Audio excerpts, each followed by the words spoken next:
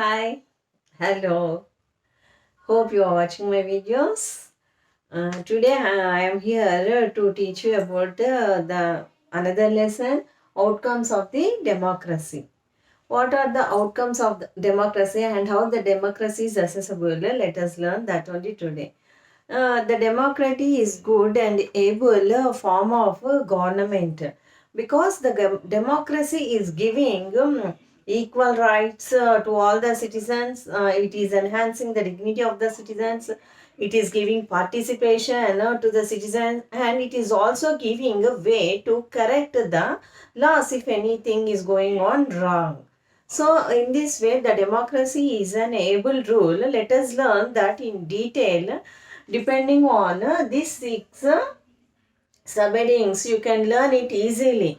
What are the accountability, responsive, and the legitimate government, economic growth and the development, economic outcomes of the democracy, a reduction of inequality and poverty, accommodation of social diversities, dignity, and freedom of citizens.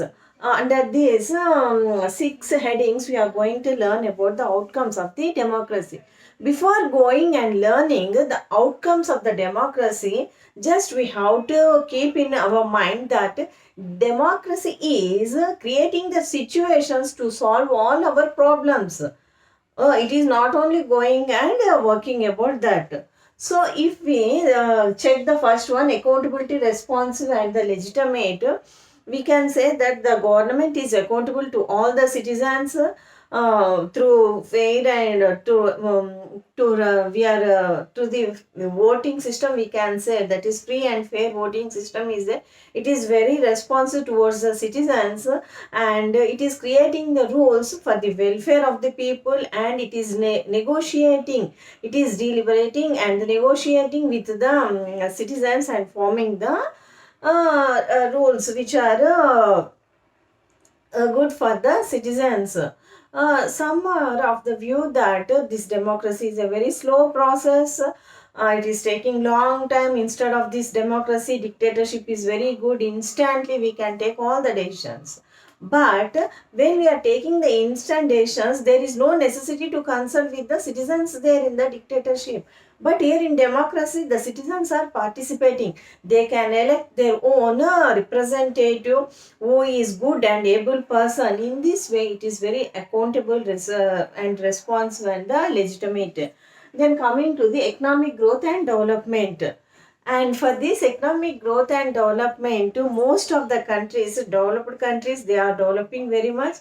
And in your economics, we can learn what are developing countries and what are developed countries also. We are going to learn that.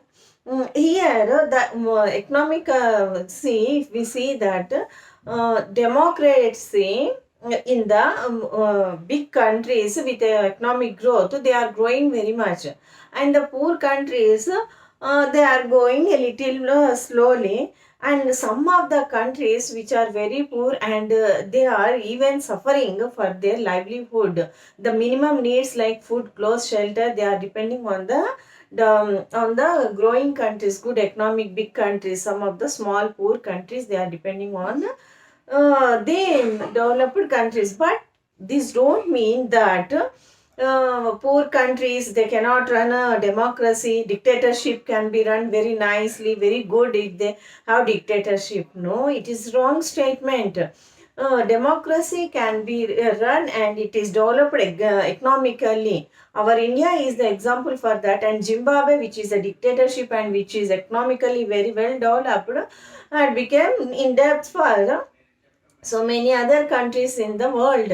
Now, so you have to remember that democracy is helping, taking our own Indian example, and economic outcomes of the democracy. What are the economic outcomes of the democracy? If we see the economic outcomes of the democracy with the big country and democracy with the small country, dictatorship with the big country and dictatorship form of government with the small country, the growth rate is a little bit more in the dictatorial form of the government when compared to the democratic form of the government. But it is very negligible. It is very 1-2% only, not more than that. You can see that in the textbook. You have to go through that one. This page, ma. Yes. So, yeah, you have to learn this for the resources. This one. For the resources, this is for resource questions. You are going to get resource questions. So you have to keep in mind that one and you have to answer it very properly. So in this way, the outcomes of the democracy, they are, and so many welfare programs are taken industrially also. Our India developed, we can give an example for that democratical form of the government also. Though we are in the third world nations, we are coming out and developing ourselves. Now India is the most fastest developing country. So many developments happened in India. So we can say that democracy also provides way for the development. Coming to the reduction of inequalities and poverties.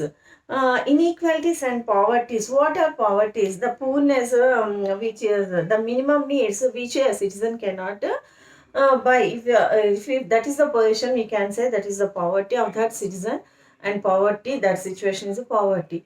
But here, democratic countries, they are providing way for removing these inequalities and the poverties also.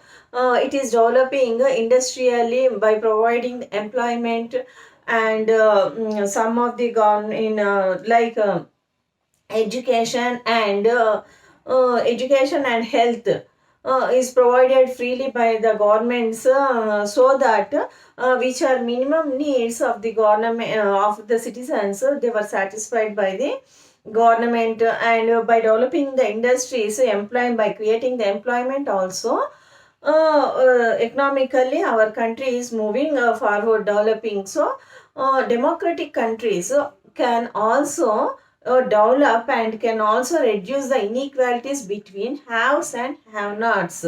So when compared to the dictatorship, democratic governments also very well managed form of government, accommodation of the social diversities.